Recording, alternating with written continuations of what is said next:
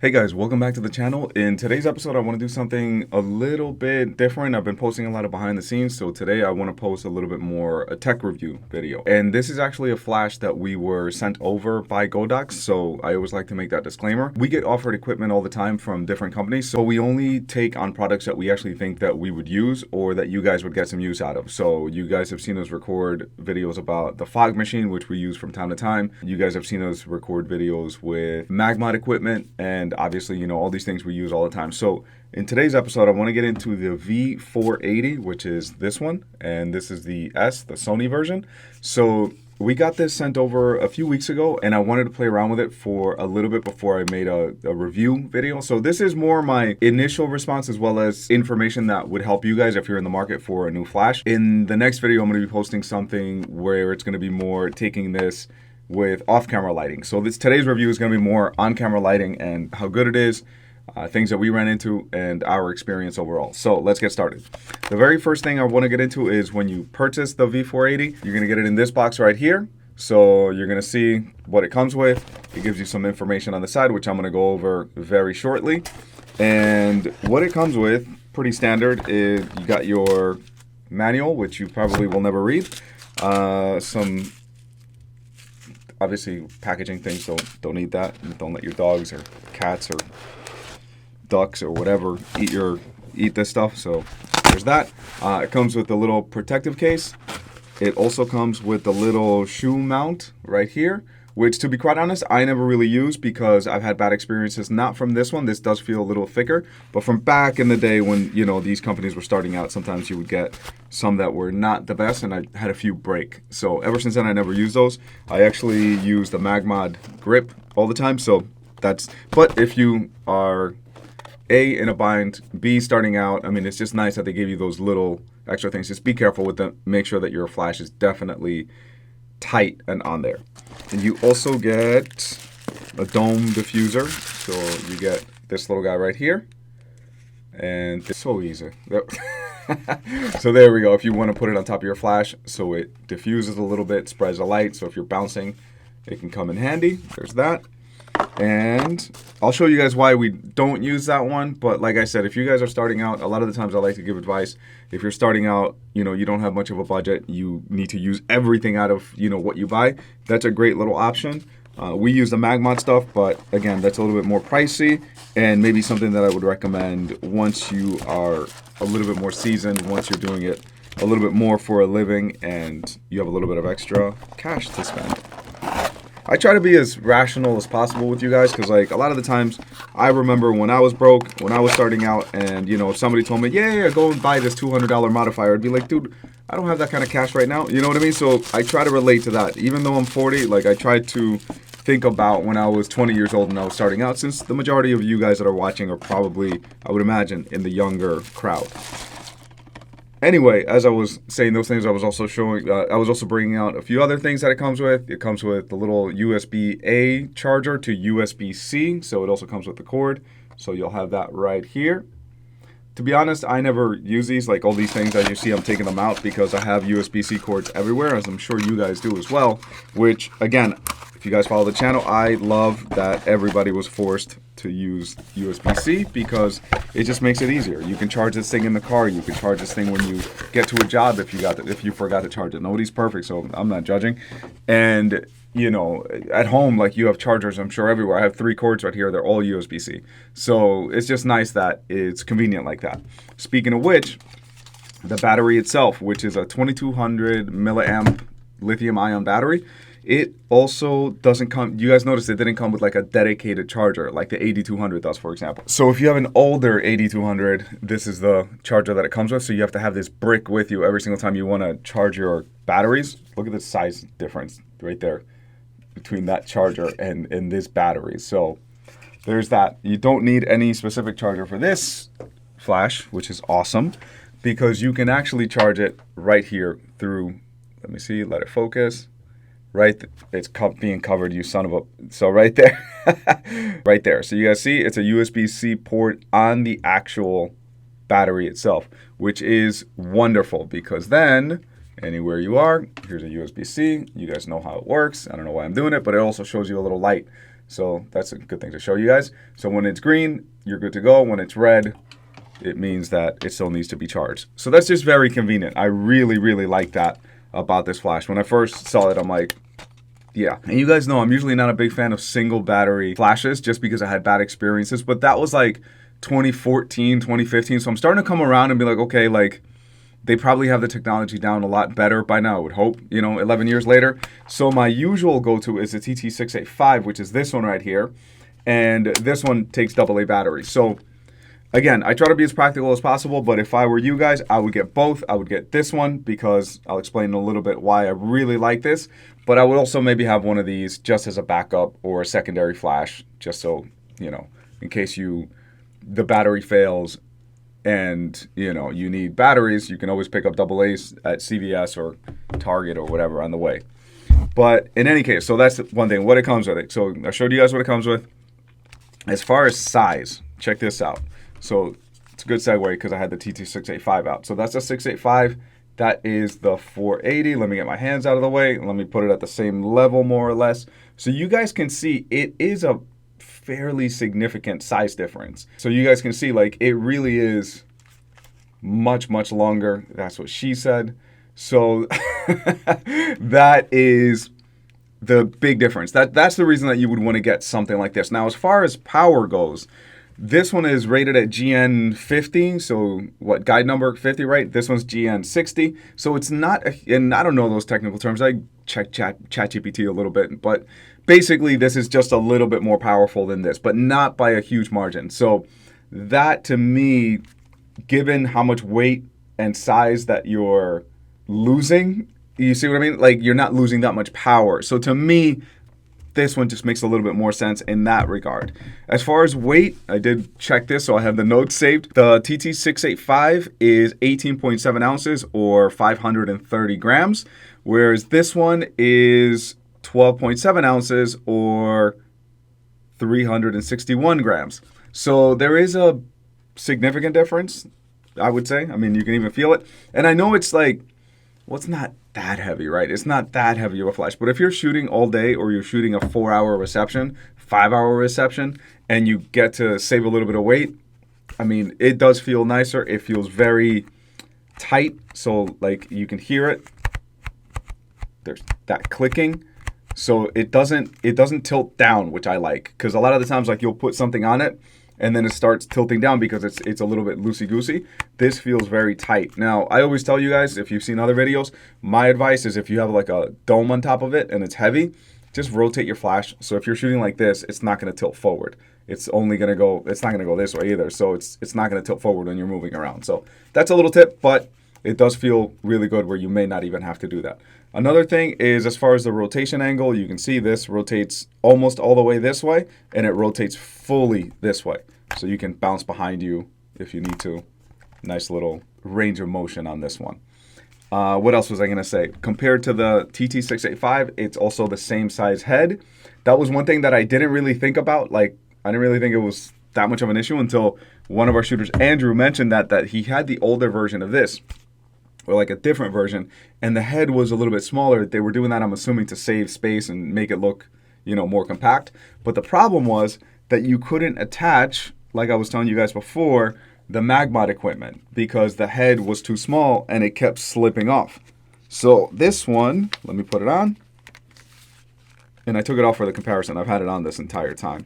Or I took it off for this review, rather. I usually leave it completely attached all the time. So if you have it on here, now you can attach your grids, your spheres, you know, all these things if you use MagMod equipment like we do. So if you currently use it, you can transfer it over to this. The head is the correct size, so you're not having to struggle to put your modifiers on.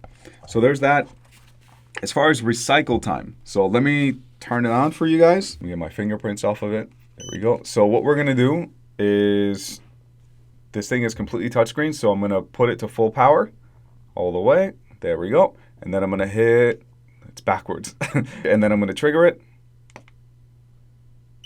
You hear, when you hear the beep, obviously it's recycled, and the light also turns green, so watch. There we go. So allegedly, it's 1.7 seconds. I mean, it sounds about that much. I'm not going to be that freaking technical, but if it's under 2 seconds, that's actually really, really good for something like this. And it will give you 650 full power pops. So that's pretty significant, to be honest. I did use it on a wedding recently, and I wasn't going full power. So when you're shooting in a reception, it's almost never necessary to go at full power. I was going about a quarter power, and at a quarter power, you guys can see, I'm going to bring it, scrub it down, about a quarter power right there. So right there, I'm going to hit test, or, flash. At a quarter power, you can pretty much rapid fire. Now, that would be like the limit. If you go anywhere a little bit with more power than a quarter power, you're probably going to struggle with recycling time. Not struggle, but like it's going to take a little bit longer. So at half power, check this out. It takes a little bit longer. You see that? There we go. So I would say anything below 1/4 power, you can fire all day, and it's going to keep up. The only time is like with me, sometimes I shoot like a machine gun, I'm not going to lie. And I probably shot like, and I hate to admit this because all of you guys in the comments are going to eat me alive for this, but I shot, I think, at like on medium burst on the A9, so however many frames per second that is, and I was shooting that at quarter power. So eventually, after maybe like 30 or 40 frames, it did skip a couple. So like a couple didn't fire. But that's not really anything against the flash. That's more me shooting too quickly. So it did make me shoot a little bit slower. Granted, I'm used to shooting with my assistant holding the flash next to me. And the flash that we use there is the 8200. You can shoot the 8200 at 8th power, 16th power, quarter power all day, and it's going to keep up. So I think I should have adjusted a little bit and shot just a little bit slower. Like I said, I shoot fast as hell, so it's not anything against the flash. It's more the style that I was shooting. But I always like to mention, things that I run into. That was pretty much the only thing that I can think of where I was like, okay, that's one thing that I need to mention, because if anybody else shoots that quickly, then they would need to know that. But most of you guys probably don't. Another thing is it does have a modeling lamp. So the menus on these things are super easy to read, which is wonderful. So for example, on this, once it focuses, I'm going to pull it down. I'm going to hit modeling. There we go. Now it's on, as you guys can see. And you can also, let me turn it to you guys, you can change how bright it is. So right there, check this out, which is really, really handy. So I'm going to shut it off. There we go. Another thing that you guys are going to see here is you can shut off the beeping. So I had it on just so you guys can hear the recycling time. After this, as soon as this review is done, I'm going to shut it off again, because let's say you're shooting in a church, you don't want, beep, beep, constantly going off. So that's a good thing to remember. Photo cell, I guess seems like that if you hit photo cell, it shows S1, which I'm assuming is slave mode. So if I hit this one, this should fire up too, because I think S1, yep, it's on slave mode. I don't know if you guys can see it, but I can feel the pop here. There we go. So it's on, you can put it into optical slave. I would never want to do that, because if you're shooting in a place with other photographers, it's going to constantly keep firing yours off. So I'm going to shut that off. There we go. However, that's a good segue, because this also does wireless flash. So let me see. So right here, if you swipe, you're going to see wireless, so you can use it as a receiver or a transmitter. So I'm going to put receiver, and since I already had this thing on because I wanted to show you guys, you see it's already on channel 5 and it's on group A. So when I turn my remote here, it's already channel 5A is already on, and I'm going to hit it. Let me see. There we go. So every time I tap it, it's firing this. So it works remotely. Since it's with the X Pro, it automatically fires this one off because they're all on the Godox system. So there's that, and it goes from 256 power, which is nice and low, to full power, 1/1. Now, that's one thing that I kind of glazed over before because I was jumping around. I'm going to take it off receiver mode, or wireless off, I guess I should say. It does it. Y off. That's what it's called. Wireless off. So right there, this is one of my favorite things because I did use it on camera, and I know that I've kind of talked negatively about touchscreens before, like in a car. I hate touchscreens in a car, but that's besides the point. So with this, what I do like, because let's say we're shooting in manual mode, right? Because that's what we always do. We shoot in manual mode when we're shooting with an on-camera flash. We never shoot in TTL just because I find it to be slower and not as consistent. When we're editing and everything was shot in manual, you can copy and paste your settings, and 9 times out of 10 it's going to be identical or close to. Where with TTL, it's going to bounce around a little bit. So if you copy and paste your settings, it's just not going to be as efficient. So with that whole preface, what I was trying to get at is to change your power. Oh, see, I'm doing it backwards over here, so that's why it's a little bit difficult. But to change your power, it's just adding power, taking away. So let's say I'm in the middle of shooting and I'm not, like here's the thing.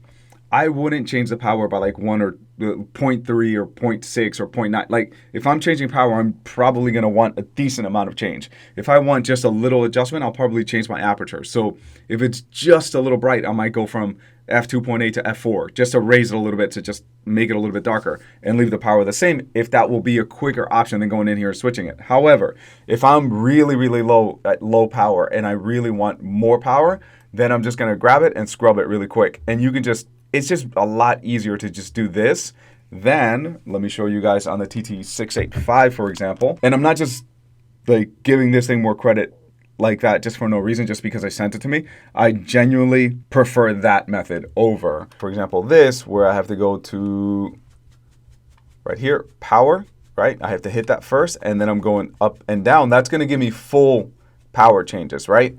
But if I just want to do like a micro adjustment like we were talking about before, I'm going to hit, there we go, the plus and minus right here, and then up and down. But it only changes by 0.1. I tried to find where I could change it by 0.3, but I couldn't find it anywhere. So that's kind of annoying. And if you want to do a full, like I said, you have to do up. First of all, you have to hit the plus minus, and then you go up and down. So it's just extra steps over. Let's say I'm shooting a reception and I'm at 64th power and I want to go to full power. It was just as quickly as swiping like that. So you can see the difference between tapping up, down. It's just easier just to slide your finger across this thing. And I know some of you guys are going to chew me up because I talked so much smack about the X3, the Nano, that little remote, and I still will stand by that because that thing sucked. I'm not going to say it sucks. They put a lot of effort into it. I get that. I hate talking like that. But it just wasn't very good. The X Pro is more intuitive, but if you want to hear my thoughts on that, go and watch the full video. It does high-speed sync, so I mean, almost every flash, except for like the TT600, which is a very old, very basic flash, almost every flash is going to do high-speed sync now.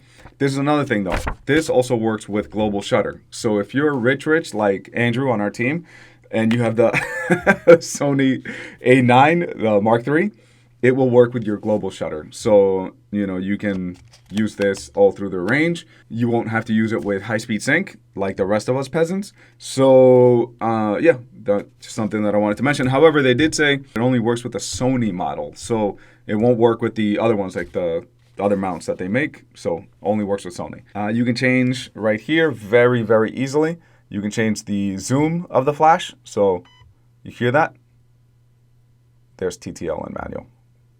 There we go. But there we go. However, for me, like, you can also put it in auto, right? So as you zoom in, your flash will also change millimeters. Personally, I don't like doing that. I'll show you guys exactly why. So let's say we're shooting in a very quiet church. Listen.